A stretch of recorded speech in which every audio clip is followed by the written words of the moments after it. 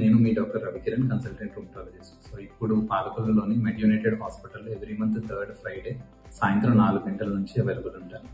So ఈ రుమటాలజికల్ problems అంటే మెయిన్గా రుమటాయిడ్ ఆర్థరైటిస్, కీళ్ళవాతంతో బాధపడుతున్న వాళ్ళు కానీ, లేకపోతే యాంక్లోజింగ్ స్పాండిలైటిస్ కానీ, సోరియాటిక్ ఆర్థరైటిస్ కానీ, లేదంటే మయోసైటిస్, లూపస్, స్క్లీరోడర్మా ఇలాంటివన్నీ చాలా కీళ్ళవాతానికి సంబంధించిన జబ్బులన్నీ చూడబడతాయి. చిన్న టిప్స్ అండి.